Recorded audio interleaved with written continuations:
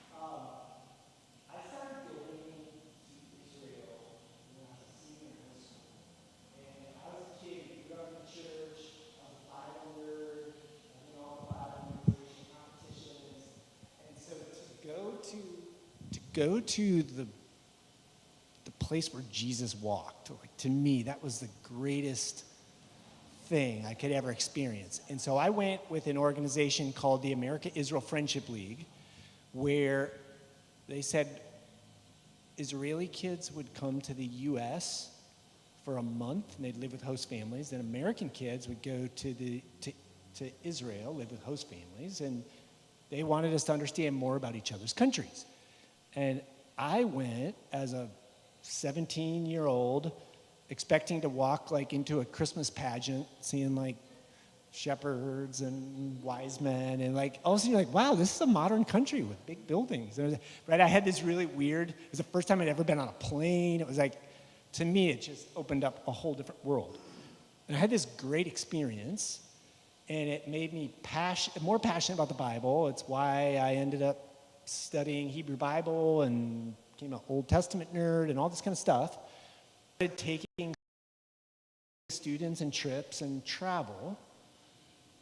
The thing, though, that is one of those, you have these moments in your life where everything turns, and I had someone give me a book called Blood Brothers by Archbishop Elias Shakur, and I get all kinds of books, and I had it in a stack, and it was probably 2 years later I finally read it, and it turned my whole world upside down.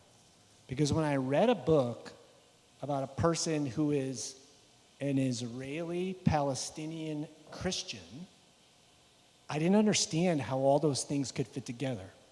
And then you have this moment where I think, just wait, how come I lived with host families in Israel for a whole month, and only 2 hours in one afternoon, I went to Bet Zafafa and I met Palestinians?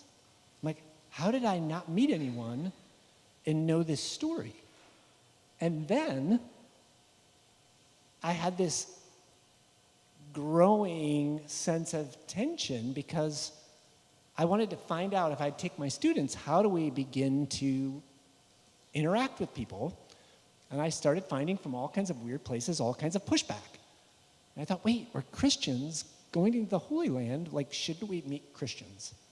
And so I went to a conference called Christ at the Checkpoint that happens in Bethlehem. It's put on by Bethlehem Bible College, and that is the first time I learned of Daoud.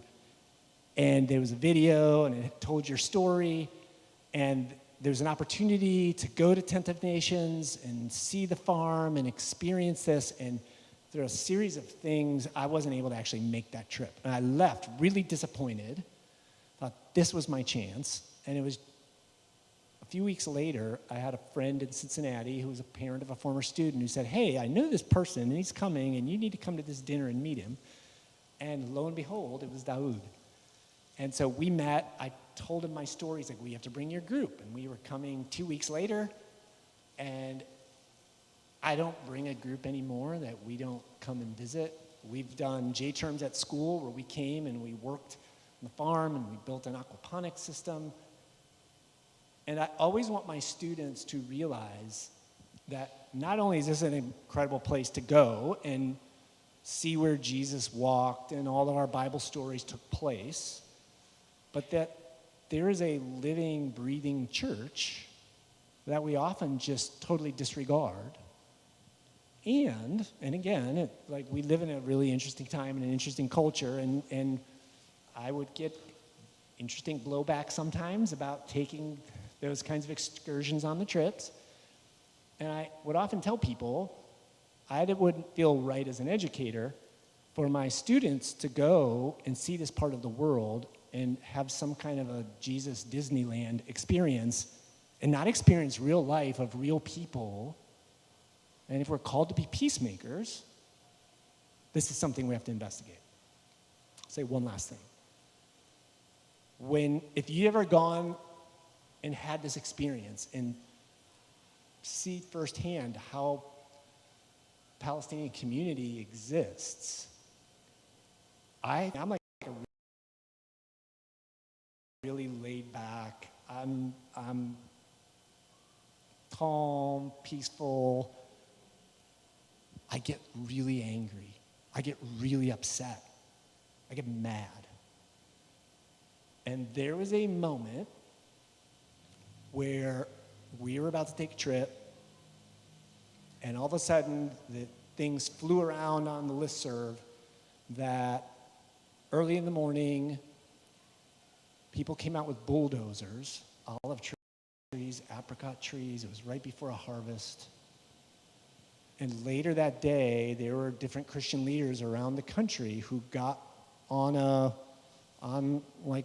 group call to talk to you about the situation, what had happened, what was going on. And the more we heard the story, the more angry I could feel myself getting. And I will never forget this. And I've said this to you before, and somebody said, well, what are we going to do? Daoud, what are you going to do? What do you think you should do? And he said, I'm going to plant more trees. We talk about living the gospel, and we come to Sermon on the Mount, and we encounter this really hard passage where you go, yeah, well, that's not practical. How do you do this today? And every time I go to Tent of Nations, I feel like I see that being lived out for all the difficulty, all the pain, all the suffering. It's living out this kind of kingdom ethic. And so I'm so happy. Every time I have a chance to have people I know come hear you, I feel excited. So thank you for being here.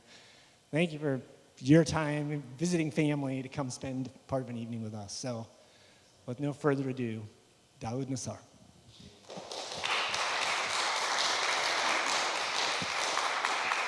Thank you. Maybe I can put the laptop here or something. Yeah? Can I put it here? Yeah.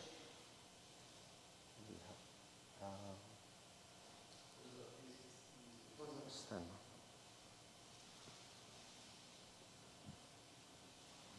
Oh. No, it's okay. Can I put it here, yeah? Or, yeah. Yeah, thank you. Yeah. Okay, yeah, thank you so much. It's wonderful to be here, and thank you for taking the time to come on this evening with the tornado, with all what's happening. Actually, we were sitting at Said's house, my brother-in-law. Said is brother, Jihan's brother, and his family. And out of a sudden, we heard the alarm on our phones. And we hear that when rockets are flying. And Bishar was saying, what's going on? Tornado. So I was born in Bethlehem, and I finished my school in 1989. It was during the first Palestinian uprising, and the situation was very difficult, very tough there. The universities were closed, and I was in a Bible study group with a pastor who said to me, I have contacts in Austria, so do you want to go to Austria and visit a Bible school there? So I went there. It was in the summer. The Bible school was closed, so they put me to live with a family in the mountains. Wonderful area, It was difficult to communicate in English and German, and they didn't speak high German, so very difficult. But then, when I introduced myself and I said, my name is David. Daoud is the Arabic name for David. And I am from Palestine. And it was confusing, David from Palestine. And then the first question was, how did you become a Christian? And I said, maybe one of the shepherds was my grandfather. So many people, they forget that all started in Bethlehem. And that is why we always say we are the followers of the first followers of Christ. And we've been there since the beginning. Now, I will talk a bit today about the situation before coming to talk about the Tent of Nations. Yeah? But you know that the Holy Land is very important country there, you know, and the whole history of Christianity, also Judaism and also Islam. And many people come and visit the Holy Land. Per year, in a normal situation, I would say about 3 to 5 million tourists come on a yearly basis.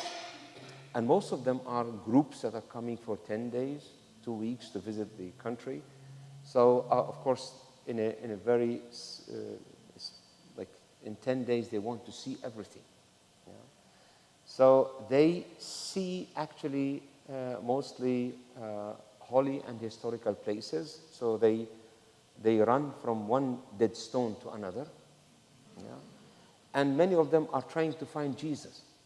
But the tomb is nothing to look for. You know? So they're supposed to walk where Jesus walked, but they ended up like driving where Jesus used to walk. You know? So they see people from a distance. You know? And especially when they come and visit, let us say, places in the Palestinian areas, and especially Bethlehem. They come from Jerusalem, and then they ignore seeing the wall, or nobody is talking about it. So they park their buses close to the church. They walk behind their guide, and the guide is telling them, don't speak to anyone. It's dangerous here. Let's go into the church. The church in a normal situation is overcrowded, you know, many people. So the guide is looking for a corner to tell the story, told the story, and then the group will sing a Christmas song even at Easter time. You know. Then they walk out the church. Maybe they stop to buy some stuff on a souvenir shop, and they go back home. And without knowing how we live as Palestinians, what are our challenges there? And many come and go, as we said before, without knowing that among Palestinians are also Christians. So let me talk about the situation in general. Like, you know, the country was always problematic, like always occupied by foreign powers, you know. But, you know, the Ottomans ruled Palestine for more than 400 years until 1916. You know, then the country was under the British mandate from 1917 until 1947. The situation was getting more difficult. The British left. Then the country was under the UN control, and the conflict started to be more and more. So the UN came up with a plan to divide Palestine into 2 states, yeah, which is the second map here. You know, you see here the majority of the population before 1948 was Palestinians. And 1947, the partition plan, like almost 50% of the land to the Jewish people, 50% to the Palestinians, to the Arab Palestinians, did not work for many reasons. Israel was established in 1948. For the Palestinians, it's called the catastrophe, because this situation left more than 750,000 Palestinians without a home. And so we call it in Arabic the Nakba, the catastrophe. And many of them went to the Arab countries as refugees. Some of them came into the West Bank, which was at that time under the Jordanian control. Then some went into Gaza, which was under the Egyptian control until 1967. The Six-Day War, Israel occupied the West Bank, Gaza, and East Jerusalem. And since then, we are living under occupation there. Now, of course, the situation was getting more difficult, and this map shows like how the Palestinians populations and communities were shrinking, and the land was shrinking. You know? So we talked about it for 1947, and today here, but also this map is about 10 years old. So even today, the situation is getting more and more difficult. Now, after 1967, the Israeli authorities started to create facts on the ground in terms of building settlements that are illegal according to the international law. And the easiest way to take land is to declare it as state land, because during the Ottoman period, the Ottomans wanted to get property taxes from the landowners. And they demanded that every landowner should register land in order to pay property taxes. Now, many did not do it. They said, why do we have to pay them taxes? And nobody got anything back from them. For the land that was not registered at that time, the Ottomans said, you are the user of the land, but not the owner. So if you do not farm your land continuously for more than 3 years, it becomes state land. Now, after 1967, when the Jordanians left, the Israelis, they stopped Palestinians from registering their own land. So many Palestinians did not have the title for their land, or maybe the grandparents, and then later on, it was difficult for them to prove their ownership. So, let us say, mid of 70s, they started to confiscate land, the Israelis, and the easiest way to take land is to declare it as state land, leaving, as I said before, the burden on the Palestinians to prove ownership. Now, many Palestinians could not prove their title on a piece of paper. They started saying, I inherited this land from my parents, from my grandparents, which is true. But then they used the other law, but you did not use your land continuously. And what is not used is becoming state land. Of course, this is illegal and unjust for us. So anyway, this is one of the ways that they are using to confiscate land in the West Bank. Now, of course, things were changing. 1993, 94, the peace agreements, the Oslo agreements. Then the territory, the West Bank was divided into 3 areas, 3 zones. Area A, which are the yellow areas here, that are the cities that are under Palestinian control. Area B are the light yellow area that is under the civil control of the Palestinians, but military under Israeli control. And the remaining area here is totally under Israeli control, which means today on the ground that Palestinians there are not controlling anything. They are not controlling their own territory, resources, and borders, which will make it impossible for the Palestinians one day to become independent. So this is the reality on the ground today, in short, of course. Now, our biggest problem until today is still land confiscation, building settlements, expanding the existing ones, and just recently, like in the last 2 years, you hear about like the settlers' violence, they attacking Palestinians, stopping them from crossing to the land. So we hear that today on a daily basis. So I will come to the second part of the story, which is coming to our story, the farm, the Tent of Nations, which is basically the story of many Palestinians who are in the same or even worse situation. This is the area that is southwest of Bethlehem, and what you see here, the blue colors, are Israeli settlements. There are about 20 settlements southwest of Bethlehem, with about 100,000 settlers living there. Today in the West Bank, there are about maybe 750 or 800,000 settlers living in the West Bank and East Jerusalem. And day by day, more settlers, less Palestinians, and in this situation, they are talking now about annexation, of a major part of the West Bank, which is the de facto. So back to our story, family story. So my grandfather bought land southwest of Bethlehem. So this is the family of my grandfather and mother. And at that time, when the Ottomans were ruling Palestine, the land was registered. So we have documents from the Ottomans, the British Mandate period, and then my family kept re-registering the land during the Jordanian period, and then we have documents also after 1967. So this is the family, my father and mother, and my brothers and sisters. This is me. Yeah. This is me with the red pullover. Yeah. Yes. Yeah. And my father died in 1976, and he left my mother with 9 children. The oldest 20 years old, and the youngest 3 years old.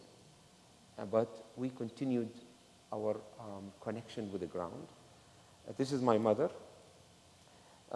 In 1991, the Israeli authorities declared our farm as state land. You see the land is located on a hilltop, and today it is surrounded by 5 Israeli settlements. The biggest one here, it's called Bitar Alit, with about 65 to 70,000 people living in it. And also the problems with what we hear about, like settlements, they are cities. Yeah? And most of them are built in the 70s or late 70s, 80s, which means a generation of children was born there, grew up, got married, and have their own children, which means with the facts that are being created on the ground, it is becoming too difficult for the Palestinians. And also, the settlements are built according to a long-term plan to disconnect the Palestinian communities from one another, like between a city and a city there is a settlement, in order to make it geographically and economically impossible for the Palestinians to stand on their own feet. So how can you develop a good economy if there is a checkpoint? I can't cross to the other city. I can't do business. I can't go to school. So with all these difficulties on the ground, the Palestinian areas are shrinking, and more Palestinians are concentrated in different, A areas, which are the cities that are sometimes I call them open-air prisons, because of the closures and the restrictions. Now, things were changed for us in 1991 when the Israeli authorities had declared our farm as state land, because they want to confiscate the last hilltop and build a settlement there. So we are the only family that rejected that did not accept it, because we have the papers, the documentations. So we decided to challenge that decision, and we went to the military court to prove ownership. And we started a legal battle. We spent 10 years in front of the military court, and then we brought this case to the Supreme Court. The Supreme Court returned it back to the military court. It's like Pilate was washing his hands. And then they demanded that we should re-register our own land again in order to prove that this is a private property.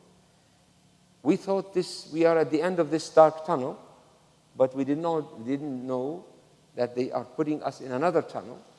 So we started the re-registration. And then they claimed that we did not submit enough documents. It was 2007.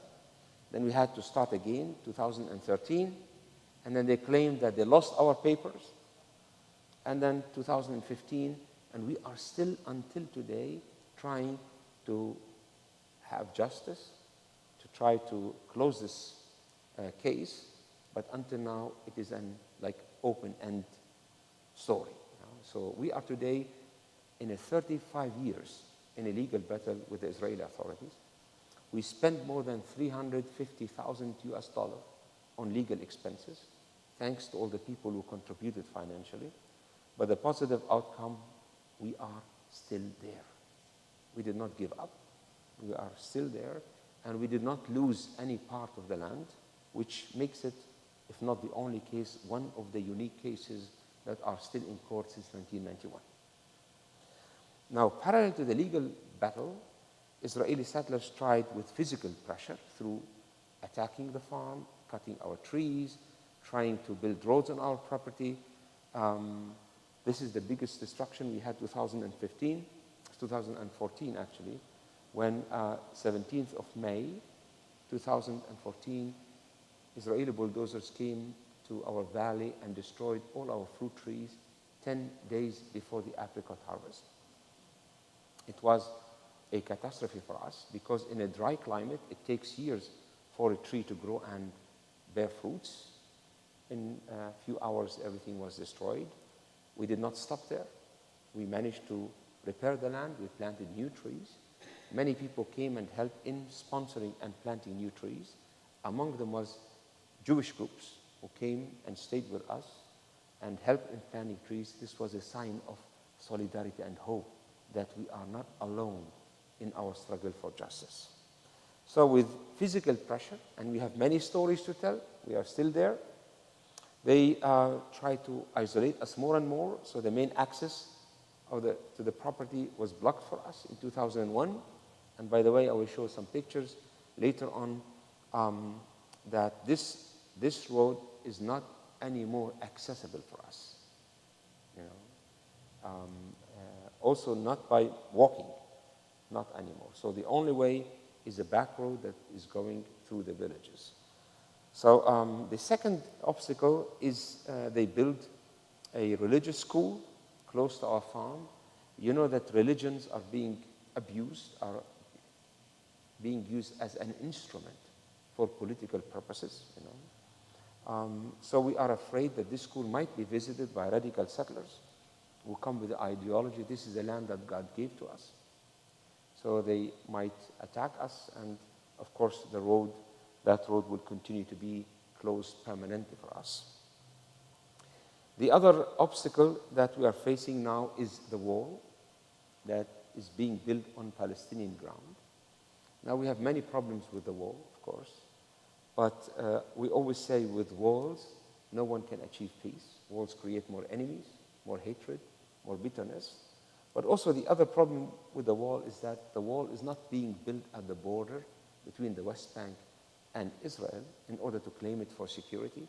You know, the wall goes deep into the Palestinian areas, and in many places it is separating Palestinians from Palestinians and Palestinians from their own land. So when the road is completed, I have a map here to show you. When the wall is completed southwest of Bethlehem, you know, here where the farm is located. Yeah. So this is the green line, the border between Israel and the West Bank. And this is where the wall is being built. So when it's all completed, we will be like in an enclave, disconnected from our own community, from Bethlehem. And of course, this situation might force many Palestinian people who are living in 5 villages to move into the cities, you know, and then most of the land will be empty. So the blue and the light blue are Israeli settlements in the area. Of course, this map is an old map, right? Now is the situation even worse there. The other problem that we are facing is the restrictions on moving from and to Bethlehem. I mean, this is happening all over the West Bank. Yeah? So they installed gates, yeah? Flying checkpoints, you know, fences, in order to make it impossible for people to cross easily from and to their villages. And of course, the idea is to push them to move away from that place. Now, in the last 3 years, things got more difficult for us. Like in February of 2024, the Israeli settlers started building a road that is at the edge of our property. And then they put a caravan there, like a container, like RV here. In the background, you see the school, yeah, the religious school. And they started building a new outpost in that area. This is here, this is our farm, this is the road, and they started putting these containers here. And this shows like an aerial photograph. You see that the new outpost is built directly at the edge of our farm.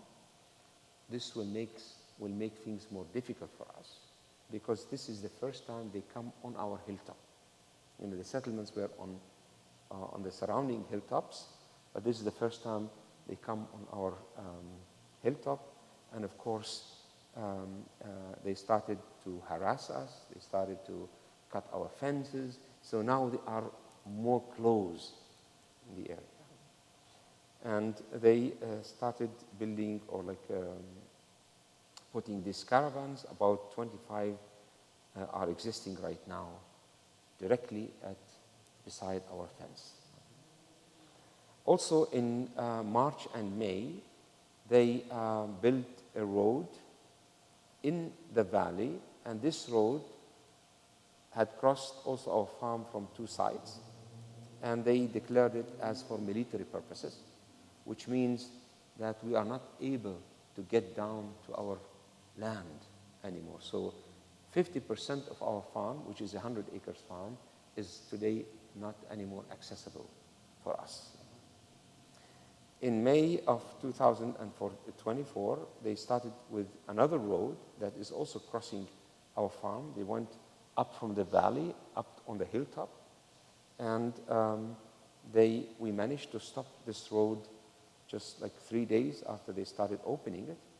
And the settlers, of course, got angry, and then we went to the military court, to the Supreme Court, and the Supreme Court, by the way, the Israeli Supreme Court ruled that this road is illegal, built on private property, and should be removed.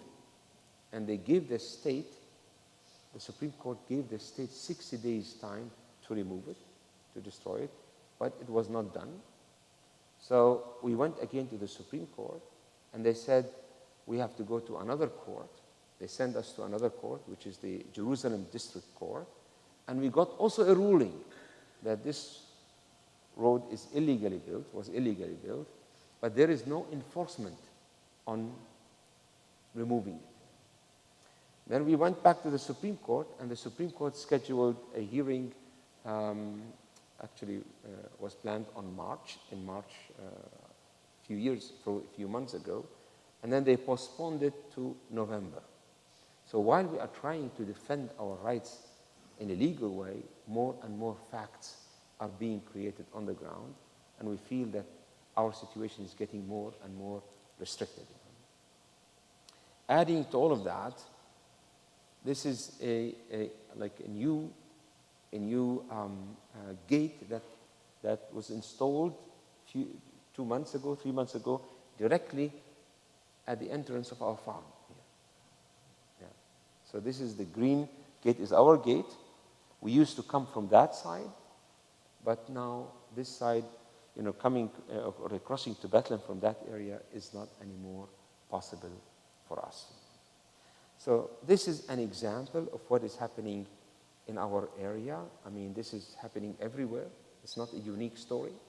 It's not something that only my family is affected by, but this is the daily life of many Palestinians, and we hear on a daily basis more settlers' attacks, violence on Palestinian farmers and people.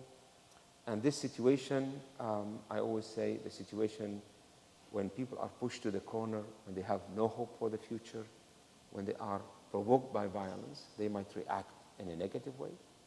They might accept the situation and wait for a miracle to happen or somebody to come and help, or they might leave the area, And who is leaving, actually, the best educated people, and among them also are the Palestinians and Christians. So in talking about our situation, we said none of these options are good. We are against violence. But at the same time, we do not want to accept this injustice and wait for somebody to come and help. And we are not giving up and leaving. There must be another way. We are not running away from our own challenges. No, we need to face them in a different way. And when we say in a different way, we mean in a nonviolent way. And when we talk about nonviolent way of resistance, it is a long way to go, because we might not see the outcome of our work immediately, or even not at all. So in order to keep ourselves on the same track, believing that this is the only way, we said 4 important things that became our principle. One, we said we refuse to be victims. Easy said, but it's very difficult to practice, you know. But refusing to be a victim is very important to get ourselves out of the victim mentality. Because when we feel ourselves as victims, we won't be able to do anything. So refusing to be a victim is very important. Secondly, we said we refuse to hate, and no one can force us to hate. Difficult than refusing to be a victim, you know, because how can you do not hate in a situation like that? With hatred, people would destroy themselves from within. And we believe that all people are created in the image of God, and they are not created to hate one another. So in every human being, including what we might call an enemy, there is something good and something bad. So the good thing we want to respect, but the bad thing we won't accept. We have to stand up for our rights and tell the other what you are doing is unjust, is not good. Thirdly, we said we are acting differently, not because it is a strategy that you might change, or because we are weak. Because sometimes, like, people think, okay, well, you are a Palestinian and Christian, and turning the other cheek is a weakness. Yeah. But it's not true. You know? We are acting differently because it's based on our faith. Our faith, our Christian values are the center, or is the center, of our way of nonviolent resistance. Yeah? And fourthly, we said we are people who believe in justice.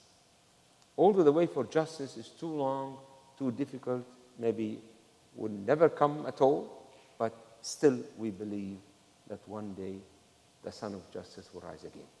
So this is the kind of belief we have. So with those four principles, we managed to walk on a different path, and we created another way of resistance.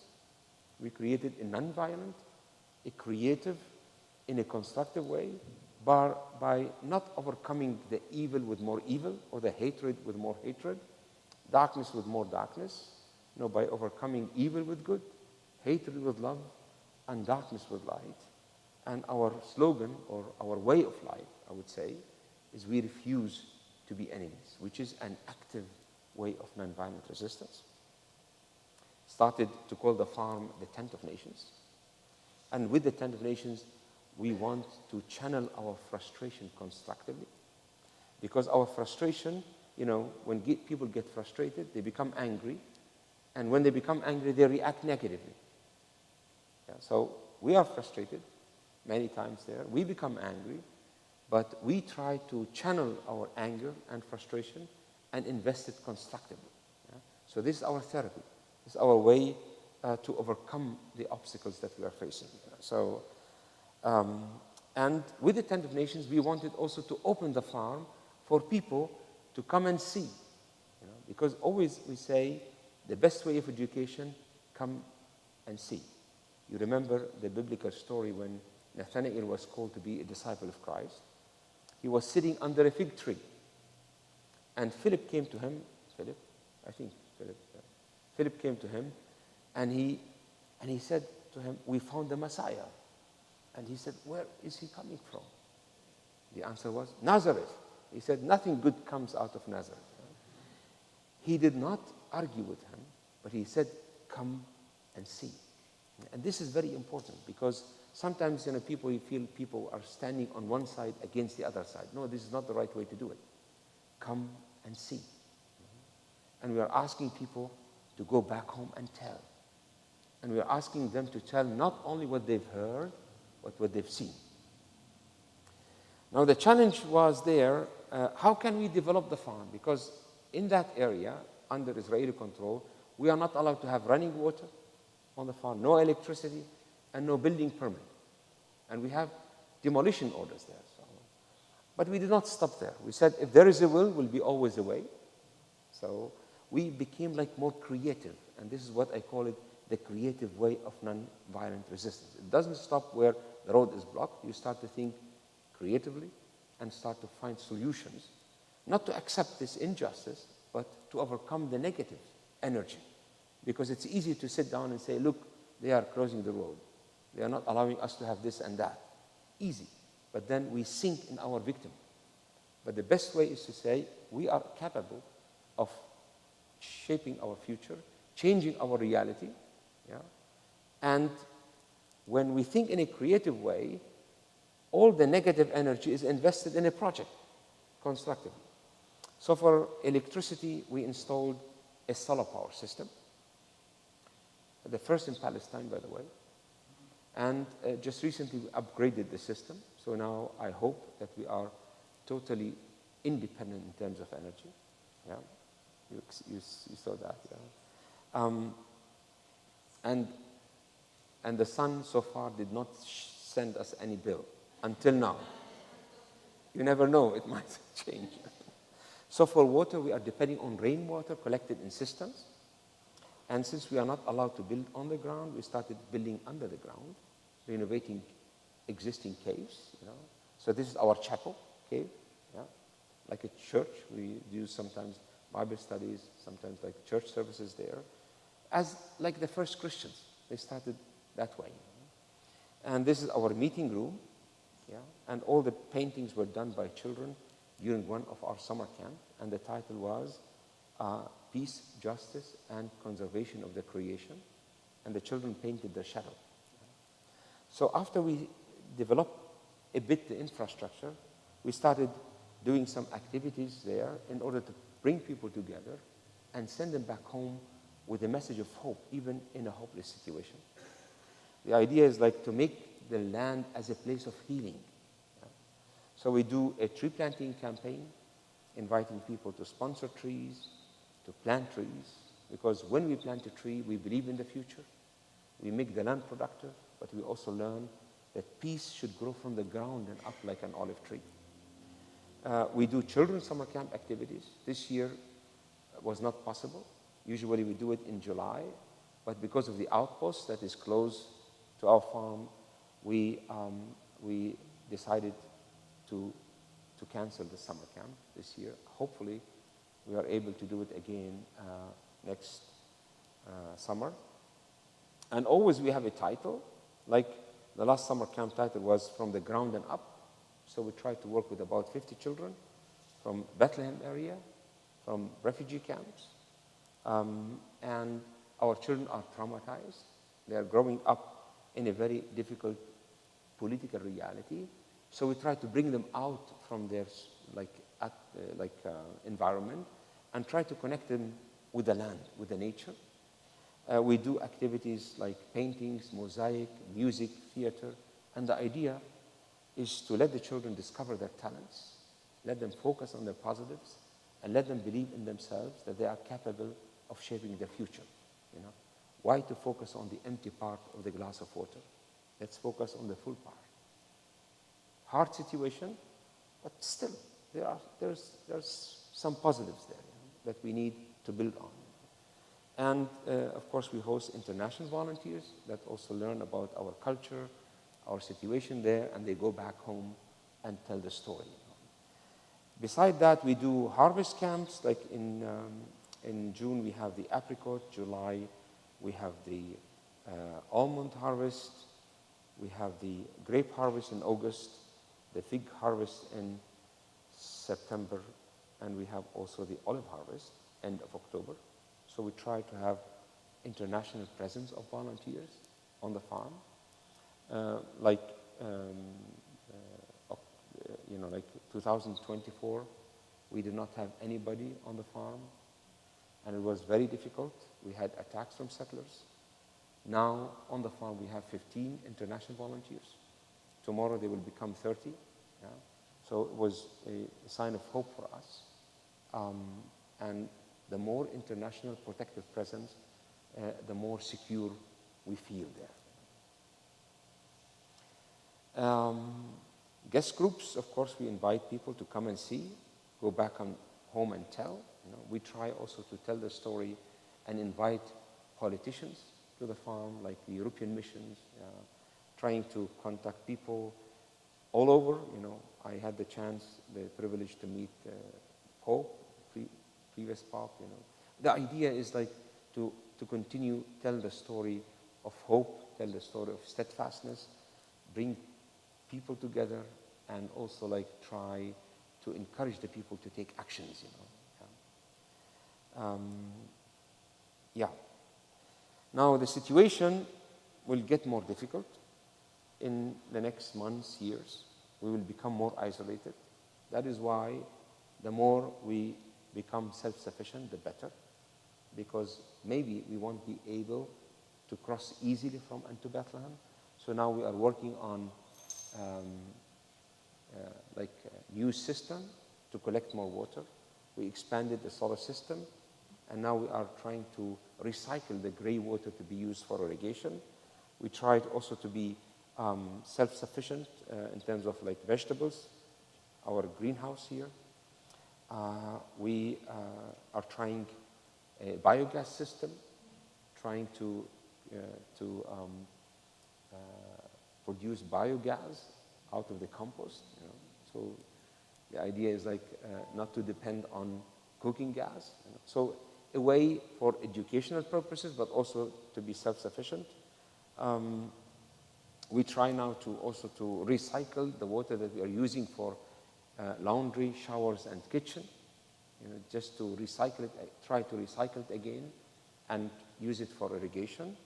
We have compost toilets in order to save water. And then this is the system that is still functioning that you build. Ponic system, which is practically like a fish tank.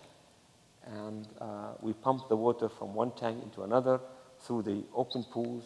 We can create, we can plant some vegetables, whatever. And then the same water will go through the gravel into the other tank and will be pumped back to the fish tank. So it is like we use it for educational purposes. During our summer camp activities, we have children from refugee camps that have no land. So the idea is like to show them you can do something with simple stuff, with recycled stuff. You can depend on yourself. You can have fish, but also a few vegetables, even in a small area. We are also trying to recycle the sewage water. It's like needs more work, but we are trying to do that through open pools and gravel and all of that. We are learning step by step, but it's important for self-sufficiency. This is the expansion of the solar system. We added more panels and we added more batteries, because until last winter we worked with our diesel generator. Diesel is becoming more expensive. So that is why we are expanding the solar system in the hope that we won't use anymore our diesel generator. And our situation will get more difficult. I don't know if we are able this October to bring our olives to the olive oil press in Bethlehem, which is about 9 miles away, because of the restrictions, because of the gates, flying checkpoints. So we are trying now to buy a new, used olive oil press. So hopefully will arrive in September, that will be ready to be used in October. But our dream is one day is to establish an educational environmental center there, focusing on sustainability, organic farming, recycling, and of course community building and non-violent way of resistance in action. I mean, some people might say you are crazy, but I always say when you live in that area of the world, you have to be crazy, but you have to be also, I would say, creative. So that is why it is important to follow a vision, but at the same time walk in small steps. This was Bishara on the tractor, and we hope, we try to walk like a farmer who puts his hand on the plow.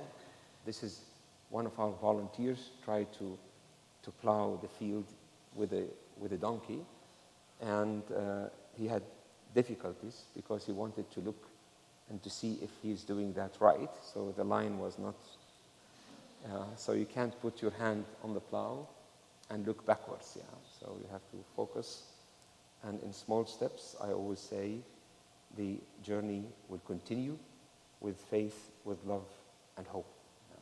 So faith, love, and hope is the foundation of the work that we are doing. We have a website and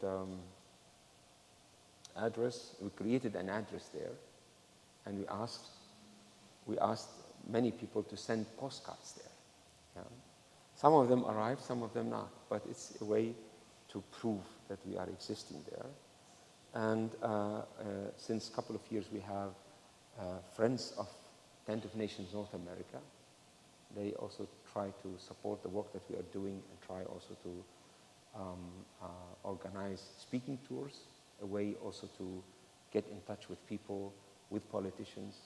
And the idea is like to continue to tell the story of steadfastness and hope. You know.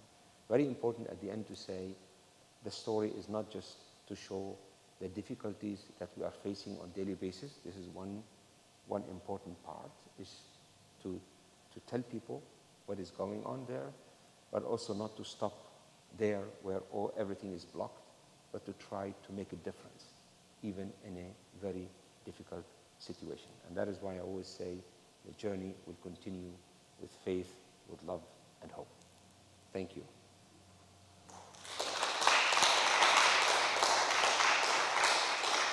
Thank you so much.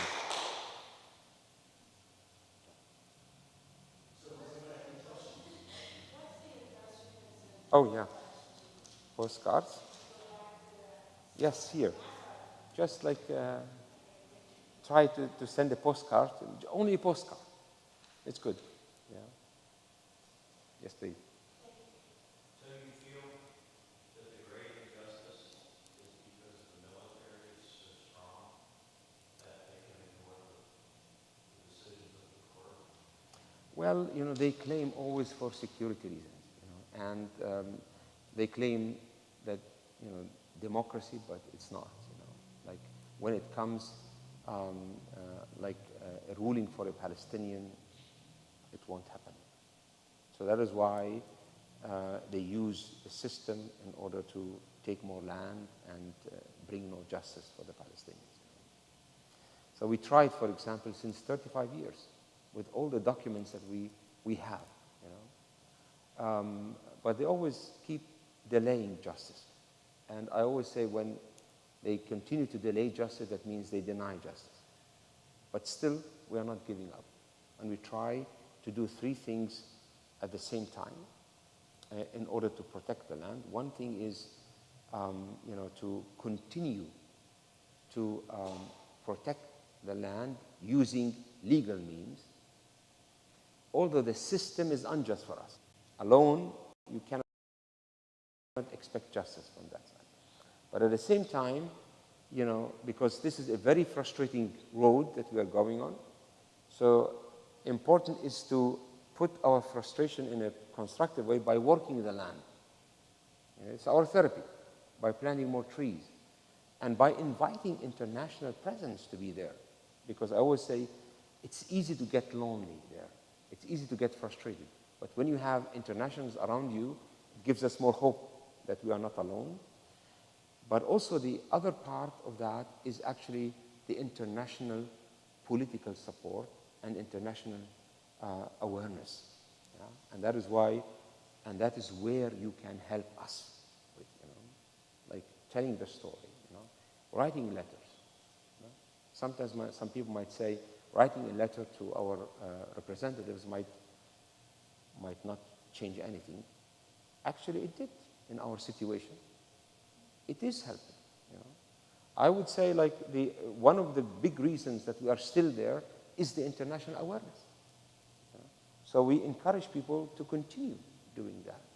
Come and see, being as a volunteer. So all of that are important, you know, like I would say mosaic stones that can help shape the bigger picture.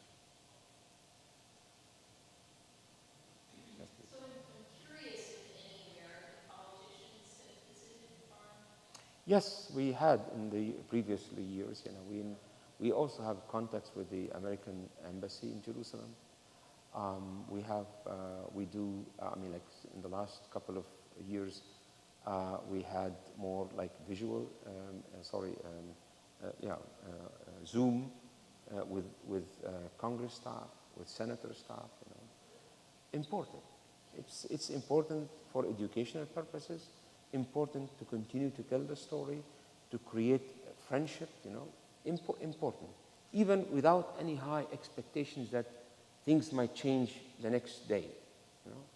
It's a long way to go, but we continue. I believe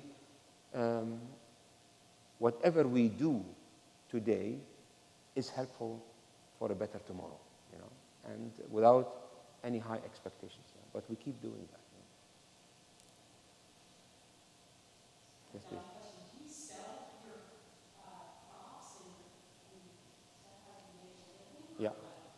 We try to plant trees that do not need a lot of water. For example, we cannot do intensive farming like greenhouses because we have no running water.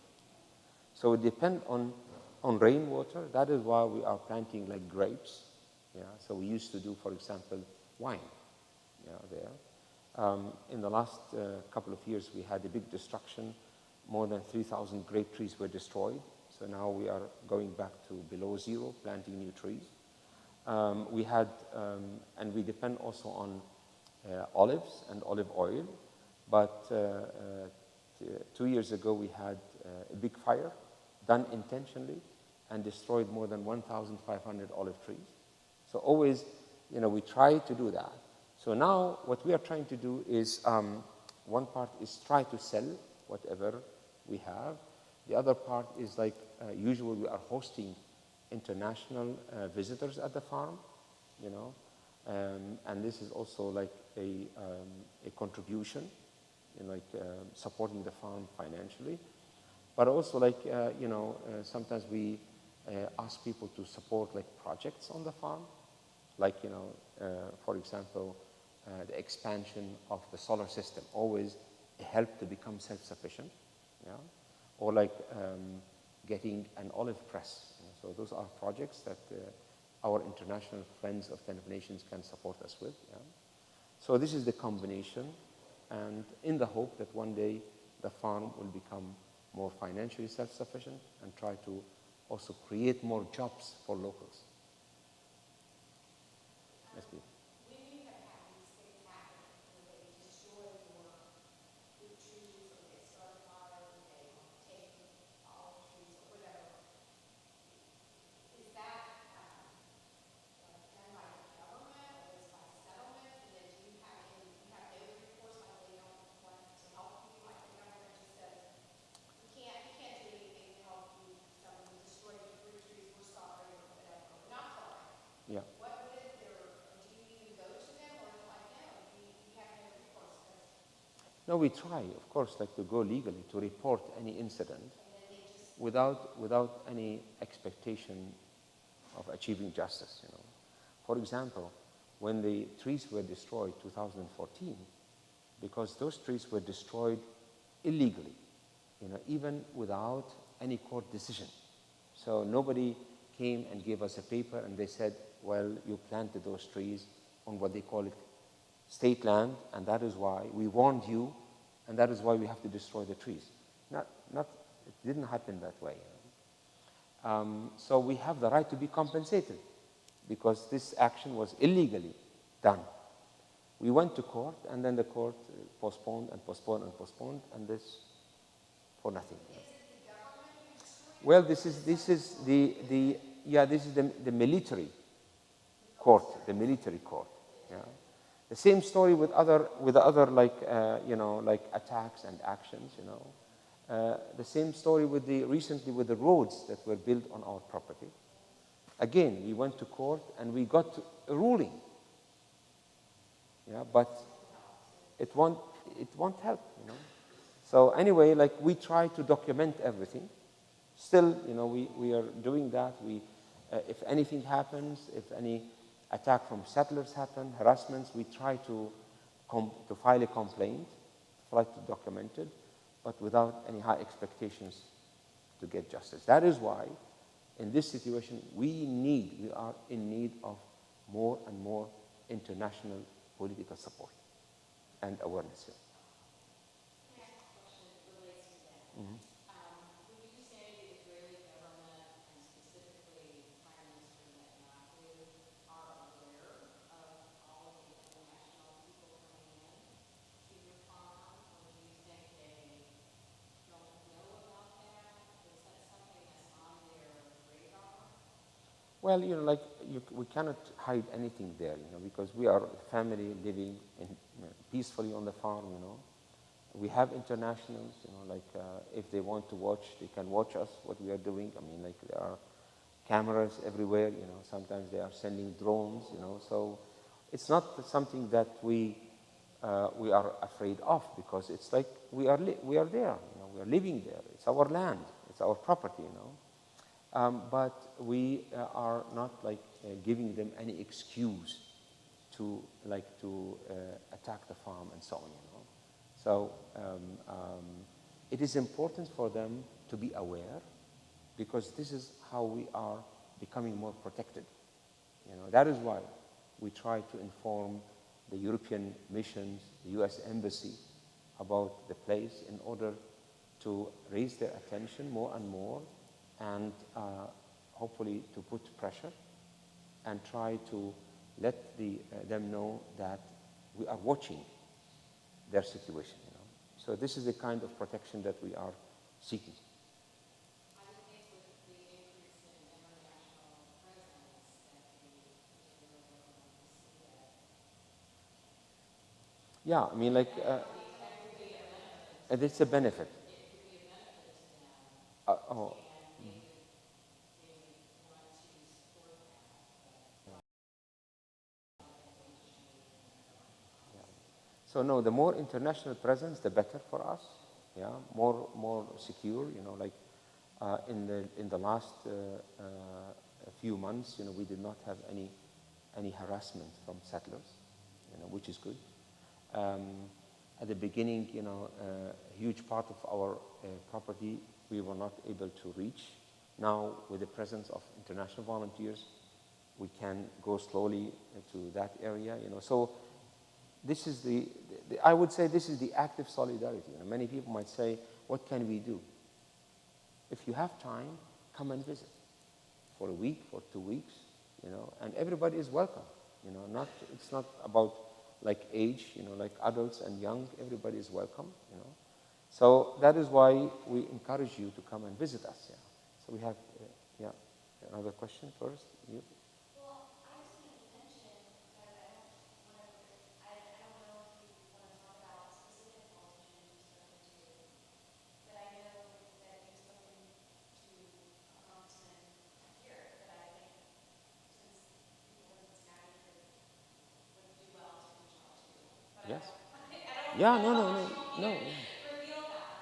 But Yeah. you've had conversations with Greg Hansman in Yes. his office, right? So I think that's a really great example of keep bringing up the name and the issue. Yeah. Because there's already been interesting conversation that has happened in his office. Yeah. And he is very supportive, by the way. Yeah. I think he also just voted against Yeah. the funding bill. Yeah. And by the way, I will meet him again. I have a cup of coffee for him while I'm here. That's Yeah. a really great, I know that's something we talked about doing, which is that we would more and more is meeting with political offices and an idea of a vision we have for kind of commissions, like friends and commissions here, is when those meetings are happening, that there's a follow-up from other people that, hey, we know that Daoud just met with our representative, now we're going to send an email to our representative and say, hey, we support this. So I think there's lots of ideas like that. But Yeah. Very important. after May, you can reach out to Greg's office and say, hey, we met Daoud, and we'll know who that is. Yeah. Thank you for mentioning that. It's very important to remind people and politicians. So whatever you can do in writing letters, in even in getting us in contact with other representatives, this would be wonderful. Thank you. Can I ask another question? What is the reason that you aren't allowed to have running water? You aren't allowed to have electricity? Why? What do they tell? Why can't you have? Yeah. No, they usually they do not say you are not allowed. Like they say you need a permit, which is understandable. Like whenever if you want to do an expansion to your house, an extension to your house, or like have running water, electricity, you apply for permits. And usually you get it. Or, like you pay the fees, whatever, In our case, whatever we do, we won't get any permits, And of course, the reason from our perspective is that to keep the land like if I am allowed to build a house there, so that means I'm staying there. If I'm allowed to have running water, that means I can develop the farm. But the moment the farm is left abandoned, not cultivated, not planted, that means it's easier to be confiscated. So all are reasons to make life more difficult, so that one day we would leave like voluntary, because you cannot. Yes, yes. So like they can charge us orders to demolish buildings on the property. So quite the opposite. That's why I'm opposed to also the land is located in the sea. And the sea is fully on the as a illegal flow. So they use it and as an excuse. You need a permit from us, Yes, please. In terms of us visiting congregations, Christian now, is it possible if you were just to get West Bank problems and everything? Yes, I mean, you can speak about your experience, Chandler.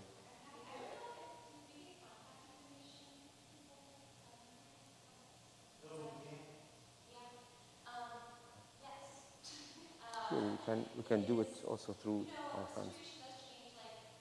Like in May, I was planning on going earlier in the year or earlier in the summer, and of course the war was around the time, so I said I'm going to put a pause on that. But then I traveled last month, and I have to say, like, I was more afraid of witnessing violence than experiencing it myself. As someone from the States, I think you realize kind of how much privilege you hold, like being there and walking around. But what I can say is it's just so valued. Like your presence is so valued there. And I know we kind of talked back and forth about the best way to get there and all that, but I came through Jordan and I left here totally moved. And both experience, like both ways kind of have their, unique challenges and ease. Like coming through Tel Aviv is just quicker in some ways, but also you may get more questions.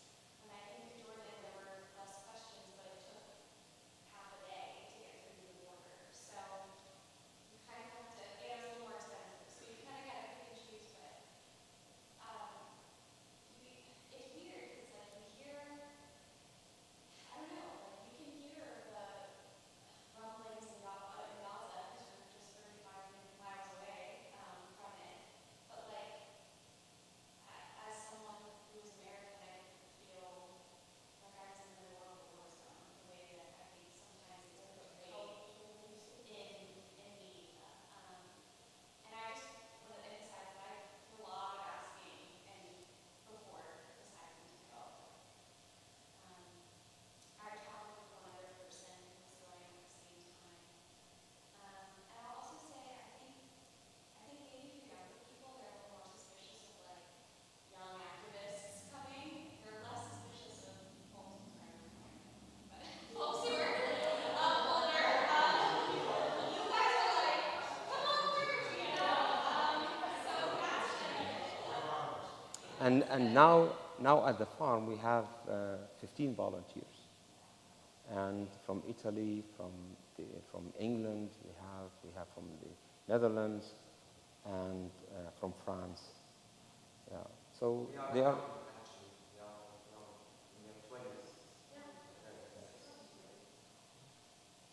you have, like, once an artist meeting, like, a piece of paper we can write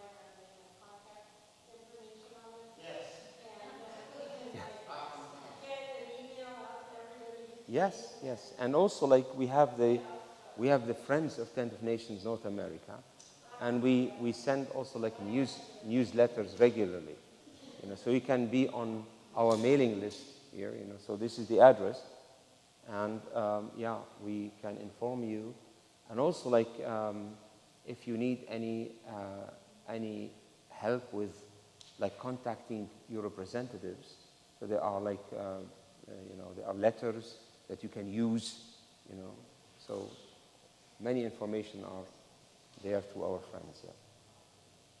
I just want to emphasize how valuable the experience is, even you just have an opportunity to visit Hawaii, or if you're on a trip, seeing the Holy Land and maybe stop at the nations. It's more than just moving stuff, but I just think, from a faith perspective too,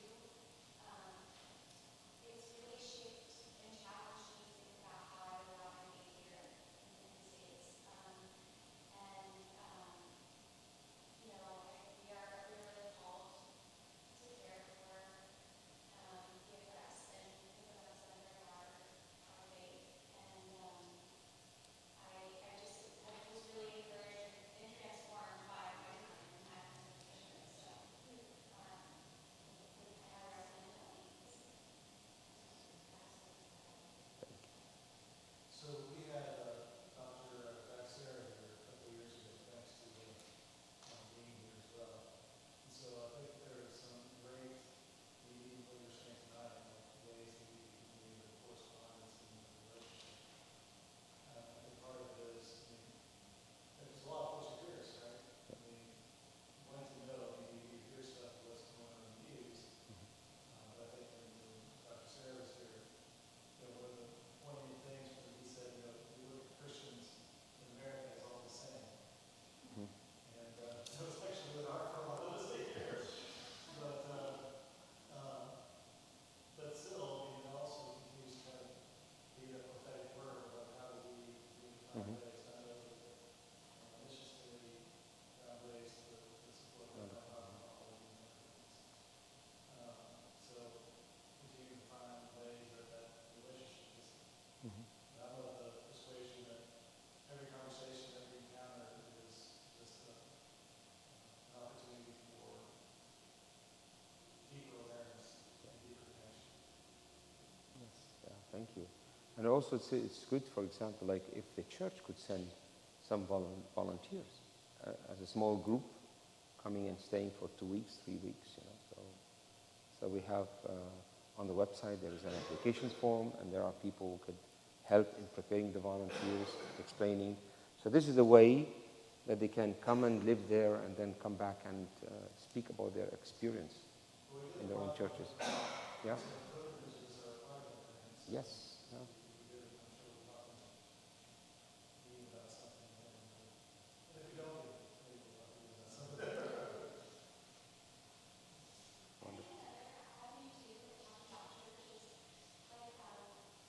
Last year I was on the farm, the Presbyterian PCUSA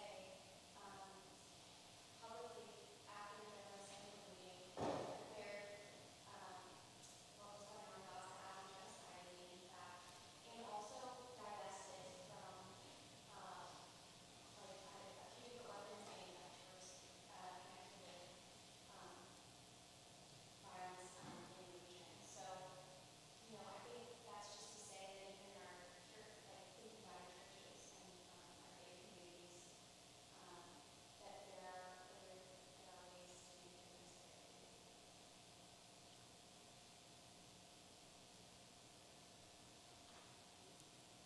Well, and I think that all of us that are believers need to be praying about the situation. Like prayer Yeah. changes things. Of course. Yes, very important, because we feel like, why we are doing what we are doing. Without this encouragement, without this like energy, without the prayers, and many people are accompanying us in their prayers. This gives us, more hope and encouragement to continue the journey. Yeah?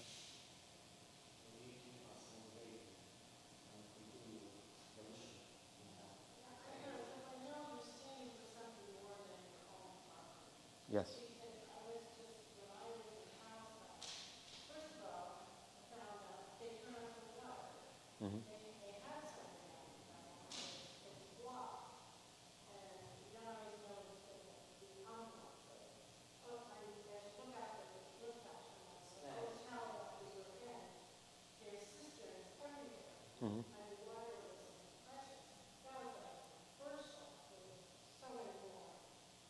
IDs, most, maybe not 100%, but most Palestinians are Christians. That I did not know that. I got all my information from like some of my churches. My churches, my sister's churches, my aunt's churches, churches. And I was just stuck. And yes, and then I did, yes, we got these checkpoints. I lost full of Americans. So trading debt and something now. But, this is how you have to go, even touring, to go from A to B, it should take less than half an hour. There's 2 hours of going with barbed wire things all over the place, so it just cover everything. And then you start to get to know your tour leaders and their families and everything like that.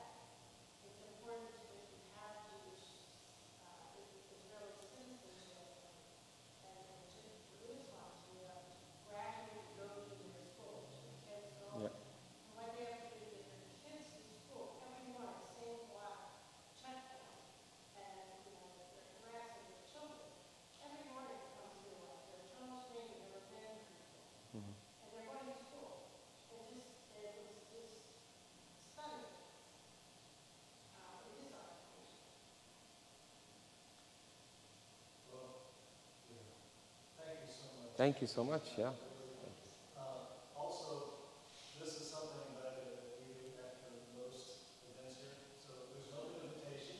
If you would like to continue the conversation, we'll continue it in one of the local establishments here in Westwood. So that can be Nations or Westside Brewing or Daoud.